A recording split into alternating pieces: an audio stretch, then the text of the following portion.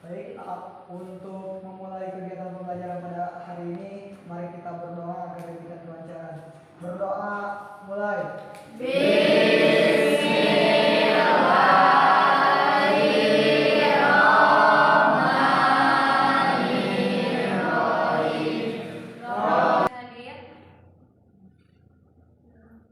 Ada temannya yang tidak hadir? Ada siapa? Mei sakit. Mei sakit, sama siapa? Taktia. Yakin. Oh, Takia izin. Mei sakit, Takia izin, sama Lia. Lia izin. Lia izin. Yang sakit kita doakan semoga cepat sembuh ya. Amin. Sebelum pembelajaran dimulai, kita speaking dulu untuk penyemangat awal ya, supaya kalian semangat belajarnya.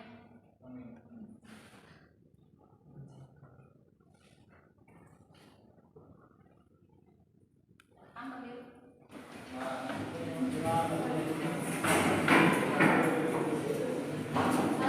Berdirinya di video saja. Boleh di sana juga dulu. Di lorong ini, berdirinya di lorong belakang.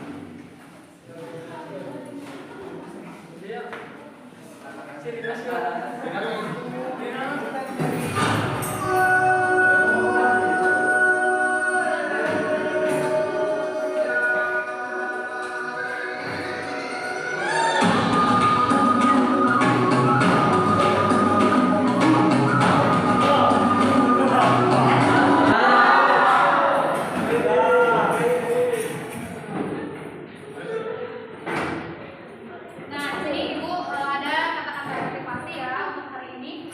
Belajar bukan hanya mempelajari sebuah fakta, tapi melatih pikiran untuk berpikir. Jadi di sini pada pembelajaran hari ini, Ibu menginginkan kalian itu berpikir, bukan hanya mempelajari fakta yang sudah ada.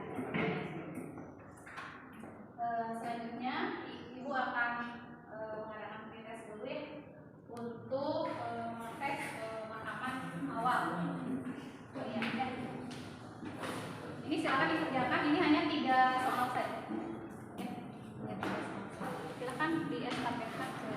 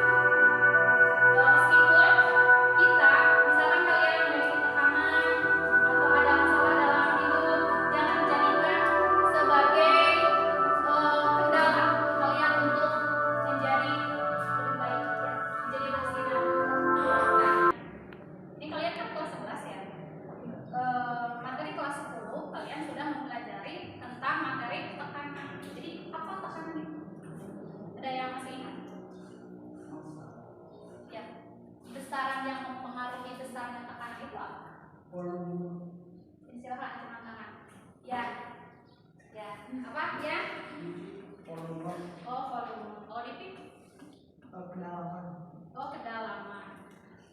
Tekanan ya, tekanan. Tekanan itu siapa yang masih ingat?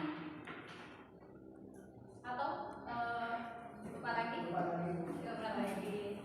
Baik. Lihat di sini. Nah, tekanan itu simbolnya kan P ya. Rumusnya itu F per A. Dengan F itu apa? Gaya. Satuannya apa? Satuan gaya itu apa? Sedangkan A itu gelas permukaan meter persegi. Nah, ini tekanan pada zat padat ya. Nah, sekarang di kelas kalian akan mempelajari tekanan pada zat cair yang disebut tekanan hidrostatis. Nah, di sini tujuan pembelajaran yang akan kita laksanakan itu yang pertama ada dari aspek sikap.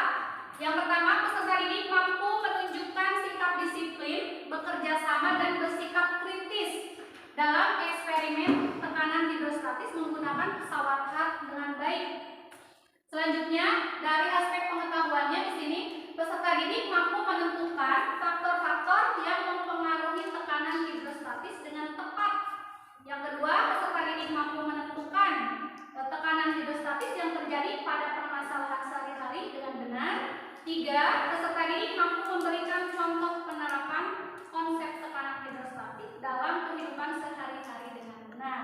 Nah, ini aspek pengetahuan yang diharapkan nanti akan dikuasai ya. Selanjutnya, pada aspek keterampilan. Yang pertama, peserta didik mampu merancang percobaan tekanan hidrostatis menggunakan pesawat hal dengan tepat sesuai LKPD yang diberikan. Kemarin kan pertemuan sebelumnya Ibu sudah menugaskan kalian untuk mempelajari di YouTube ya bagaimana cara membuat pesawat hal, dan sekarang akan kita praktekkan pada pertemuan ini. Yang kedua, peserta didik mampu melakukan percobaan tekanan hidrostatis menggunakan pesawat hal dengan benar sesuai LKPD yang diberikan. Yang ketiga, peserta didik mampu mempresentasikan hasil percobaan tekanan hidrostatis menggunakan pesawat hard dengan baik. Jadi nanti kalian setelah praktikum akan presentasi.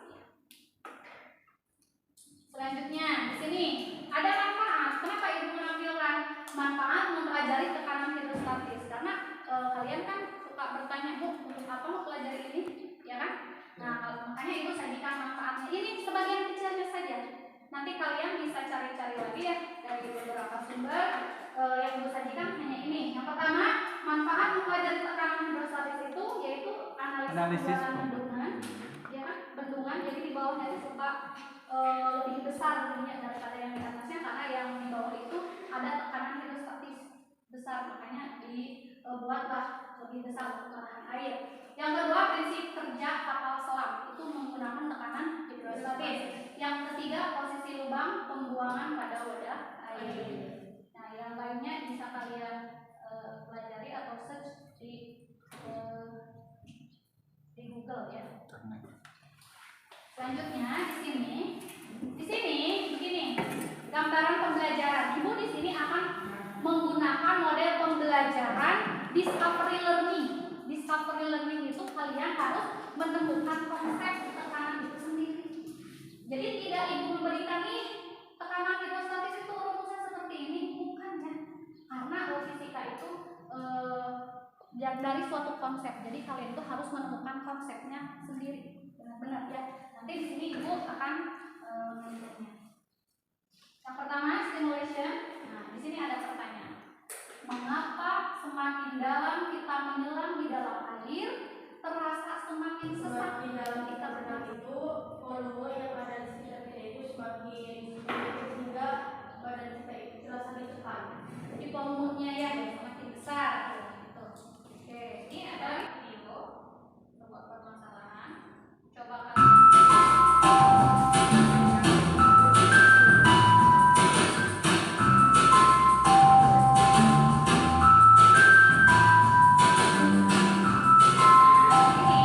Dari permasalahannya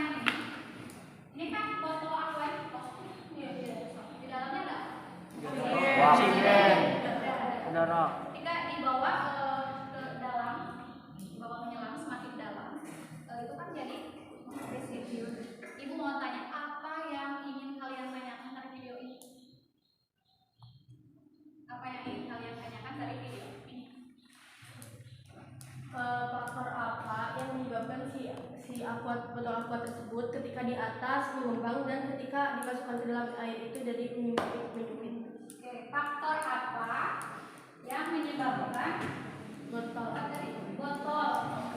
Ketika di atas mengembang, ketika dimasukkan ke dasar air jadi ya, ini faktor-faktornya ya. Yang pertama, faktor yang menyebabkan botol mengempis. Ya, itu maksudnya Ya. saat di kedalaman air ya. Atau saat di dalam air. Yang kedua, faktor apa saja berarti sama ya yang ditanyakannya, yang menyebabkan botol mengembang lagi ketika dibawa ke darat. Berarti ada dua ya. Kenapa mengempis ketika di bawah tekanan air atau di bawah menyelam ke dalam air, dan mengapa mengembang lagi ketika dibawa ke permukaan? Ya. Itu pertanyaannya. Ada lagi? Ya. Apakah hal tersebut itu terjadi hanya pada bahan dasar plastik atau bisa terjadi pada bahan dasar lainnya seperti aluminium gitu, Bu? Oh iya gitu. Sudah bisa terjawab belum? Sudah. Sudah. Kenapa ya? Nanti kita berarti bahan apa saja mungkin buatlah hipotesis dari video tersebut. Nah, hipotesis awal kan kalian harus disuruh mencari konsep sendiri tentang tekanan hidrostatik. Di sini kalian tadi ada yang bertanya faktor-faktor apa yang menyebabkan botol mengempis saat di kedalaman air, dan faktor apa yang menyebabkan botol mengembang lagi, atau mengapa botol bisa mengempis di kedalaman dan mengembang saat di permukaan. Misalkan ya, coba kalian bikin hipotesis awal dari pertanyaan tersebut. Coba menurut kalian apa? Faktor apa? Tadi kan kedalaman, berarti ada apa di sana? Tekanan. Ada apa? Iya kan ini kan yang dicarinya tekanan. Berarti ada apa? Ada gravitasi. Ya, betul, ada gravitasi. Coba ketinggian bisa. Di sini ada gravitasi. Kedalaman. Ada kedalaman. Oke. Volume. Terus apa lagi? Masa jenis air, Bu. Oke, massa jenis air. Luas penampang. Oke.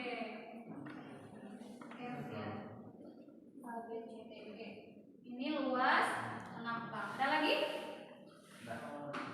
Nah, di sini kita memiliki 5 opsi ya. Dari faktor-faktor yang menyebabkan botol mengempis atau mengembang saat di video tadi, yaitu yang pertama gravitasi, yang kedua kedalaman, yang ketiga volume, yang keempat massa jenis, dan yang terakhir luas penampang. Ini selanjutnya untuk mengetahui apakah hipotesis yang kalian buat ini benar atau tidak, maka kalian harus melakukan percobaan. Ya, silakan kalian berkelompok sesuai dengan kelompok yang telah Ibu bagikan.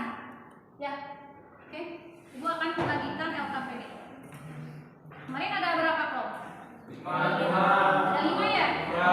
Kelompok. Berarti karena ada yang sakit, ada yang sebagian 4 orang. Ya. Silakan 2 kelompok di depan, di kursi aja ya, bawa kursi. 3 kelompoknya coba di belakang. Ini LKPD-nya kelompok 1, ambil dulu. Kelompok 1.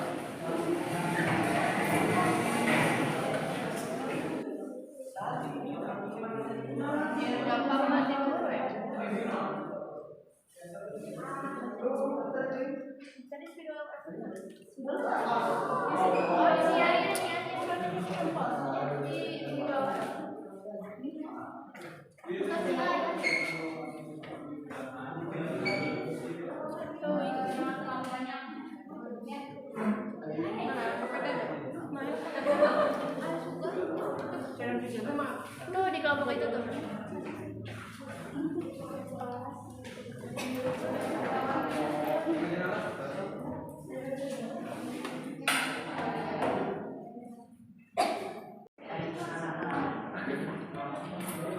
Sesudah kalian silakan sekarang tahap selanjutnya mengolah data. Mengolah data itu, ya, duduknya berkelompok, diskusikan dan kaitkan dengan hipotesis awal tadi. Ada kaitannya nggak? Karena presentasi. Ayo, cari. Jawab pertanyaannya. Ya, lewat grafik delta H terhadap H kedalaman corong. Kedalaman corong H dengan delta H pada wadah 1 dan wadah 2. Jadi nanti bakal ada dua grafik. Speaking lagi.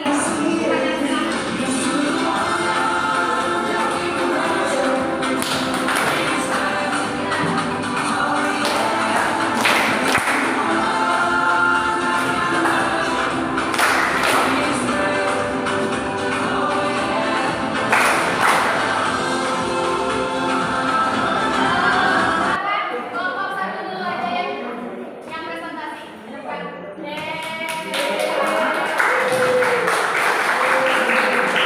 Assalamualaikum warahmatullahi wabarakatuh. Waalaikumsalam wabarakatuh. Di sini kami dari kelompok 1 akan mempresentasikan hasil kerja kami, yaitu materi tekanan hidrostatis. Untuk yang pertama ada penjelasan alat dan bahan akan disampaikan oleh saudari Lilis. Kepadanya dipersilakan.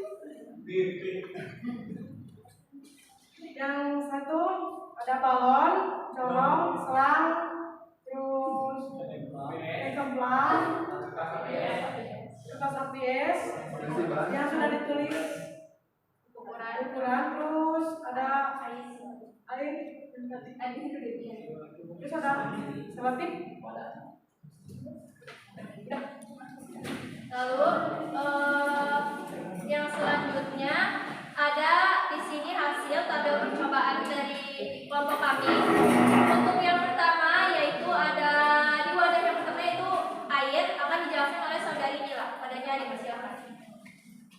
Di percobaan pertama itu di air biasa itu kedalamannya itu 2 cm, terus H1 itu mendapatkan 8 cm, H2-nya 11 cm, dan perubahan tingginya itu 3 cm. Di percobaan kedua itu kedalamannya 4 cm, mendapatkan H1-nya 7 cm, H2-nya 12 cm, dan perubahan tingginya 5 cm. Di percobaan ketiga dengan kedalaman 6 cm, mendapatkan H1-nya 6 cm, H2-nya 13 cm, dengan perubahan tingginya itu 7 cm. Di percobaan keempat itu dengan kedalaman 8 cm, mendapatkan H1-nya 5 cm, H2-nya 14 cm, dan perubahan tingginya itu 9 cm. Sementara di percobaan kelima kedalamannya yaitu 10 cm dengan mendapatkan H1-nya itu 4 cm dan H2-nya 12 cm, dan perubahan tingginya itu 11 cm. Lalu untuk wadah yang kedua yang berisikan air dan garam akan dijelaskan oleh saudari Nadila. Badannya dipersilakan. Pada percobaan kedua yaitu air garam. Percobaan ke-1 kedalamannya 2 cm, H1-nya 7 cm, H2-nya 12 cm. Perubahan tingginya yaitu 5 cm. Percobaan kedua dengan kedalaman 4 cm, H1-nya 6 cm, H2-nya 13 cm, dan perubahan tingginya 7 cm. Pada percobaan ketiga, di dalam kedalaman 6 cm mendapatkan H1 5 cm, H2 14 cm, dan perubahan tingginya yaitu 9 cm. Percobaan keempat, kedalamannya 8 cm, menghasilkan H1 4 cm, H2 15 cm, dan perubahan tingginya 11 cm. Air biasa atau air tawar pada kedalaman 2 cm memiliki perubahan tinggi 3, dan pada kedalaman 4 cm memiliki perubahan jadi 5, dan pada kedalaman 6 cm perubahannya 7 cm, pada kedalaman 8 cm perubahannya 9 cm, dan pada kedalaman 10 cm perubahannya 11 cm. Kita lanjut ke yang B yaitu grafik delta H2, yang dimana delta H2 itu wadah air yang berisikan garam. Nah, pada kedalaman 2 cm mendapatkan perubahan 5 cm dan pada kedalaman 4 cm perubahannya 7 cm, pada kedalaman 6 meter 6 cm perubahannya 9 cm, pada kedalaman 8 cm perubahannya 11 cm, dan pada kedalaman 10 cm mendapatkan perubahan 13 cm. Sedikit kesimpulan, mengapa wadah 1 dan wadah 2 itu bisa berbeda? Mungkin ada beberapa faktor juga. Yang pertama mungkin tentu saja dari massa jenisnya juga sudah berbeda, dari cairannya juga sudah beda. Di wadah 1 itu air biasa, sedangkan wadah 2 itu dicampurkan oleh garam, jadi massa jenisnya akan berbeda. Yang kedua mungkin dari segi gravitasi juga mempengaruhi perbedaan ketinggian antara wadah 1 dan juga wadah 2. Mungkin sekian pemaparan hasil kerja kelompok kami. Masuk ke sesi tanya jawab. Silakan jika ada yang ditanyakan. Ya. Baik, izin bertanya, saya dari kelompok 4. Kenapa massa jenis air garam lebih tinggi daripada air biasa? Ada lagi yang lain? Atau ada lagi? Cukup. Cukup? Ya. Mungkin yang lainnya sudah dipahami, tapi itu yang mau ditanyakan. Kenapa? Bisa diulang kenapa? Massa jenis air garam. Air garam lebih tinggi daripada air biasa. Oh, gitu. Akan dijelasin oleh saudara Ahmad dari Banyak. Oke, yang mungkin berbeda itu karena ada kandungan garamnya, dan airnya itu semakin banyak garam akan semakin padat ya Bu. Ya. Mungkin begitu. Nah, itu merupakan faktor perubahan atau perbedaan massa jenis air. Nah sekarang di sini ibu akan memberikan penguatan atau tahap terakhir generalisasi atau menyimpulkan hasil percobaan dan penguatan ruang sel. Berarti di sini bagaimana menyimpulkannya atau kesimpulannya? Berarti ini ya. Nah yang dimaksud itu tekanan hidrostatis. Nah, di sini lihat. Kalau menurut persamaannya ya di sini ada P ya, tekanan. Ini rho, massa jenis, ada G, ada tadi yang kalian simpulkan itu katanya ada dua ya, yang kelompok yang presentasi, yang pertama kedalaman, yang keduanya massa jenis. Kalian lupa bahwa kita itu dipengaruhi oleh gravitas. Berarti yang mempengaruhi tekanan hidrostatis itu sebenarnya ada tiga. Yang pertama massa jenis, yang kedua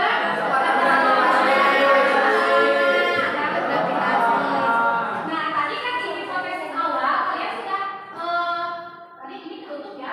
Di sini kan ada ya, ada gravitasi, ada kedalaman, ada apa lagi? Massa jenis yang tadi ya ada. Oh berarti hipotesis kalian itu benar ya. Ya dengan adanya percobaan dibuktikan dan hasilnya terbukti ya ada. Jadi kita simpulkan yang mempengaruhi tekanan hidrostatis itu ada tiga. Yang pertama massa jenis, yang keduanya kecepatan gravitasi, dan yang kedalaman. Oke. Nah selain dari manfaat yang tadi diutarakan di depan, maka ini juga ada manfaat yang ibu tanyakan ya. Ini sediakan di sini. Yang pertama mempermudah para dokter untuk mengukur tekanan pada kapilyer darah, membantu para mekanik membuat kapal selam, membantu mempermudah mengukur volume, dan banyak lagi yang lainnya ya. Ini tidak sebatas ini saja, tapi masih banyak lagi yang lainnya. Nah ibu juga sebelum percobaan di sini, ibu juga melaksanakan percobaan dulu ya sendiri. Nah ini hasilnya, ini wadah 1. Di sini ada 3, 4,5, 7, 9,5. Ini wadah 2. Nah di sini kan hasilnya jelas berbeda ya.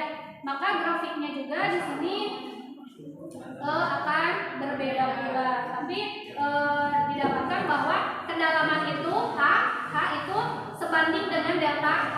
Semakin besar kedalaman corong, maka delta H-nya juga akan selisih ketinggian air pada selang itu juga semakin besar. Di sini persamaannya itu kan tadi P sama dengan rho kali G kali H. Maka P sebanding dengan H. Maksudnya jika H-nya semakin dalam atau semakin besar, maka P-nya juga semakin besar. Dan satu lagi tadi apa yang mempengaruhi massa jenis?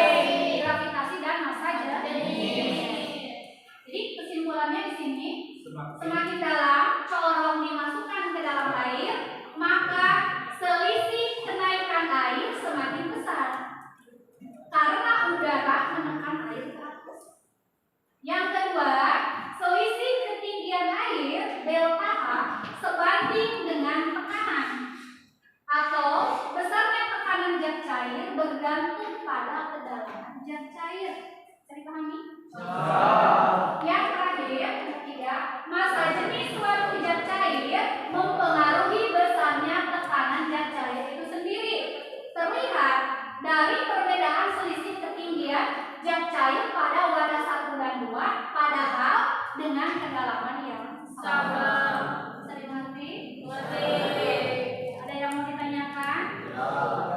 Ya, kalau tidak, silakan kerjakan post testnya ya. Itu akan bagi soalnya sama seperti yang tadi, cuma ini post test ya.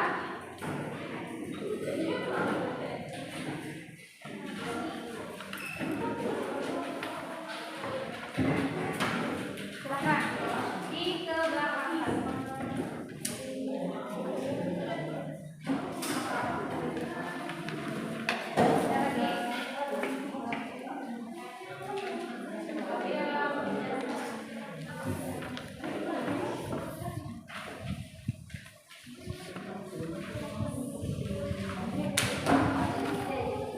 Ayo acting nulis ayo.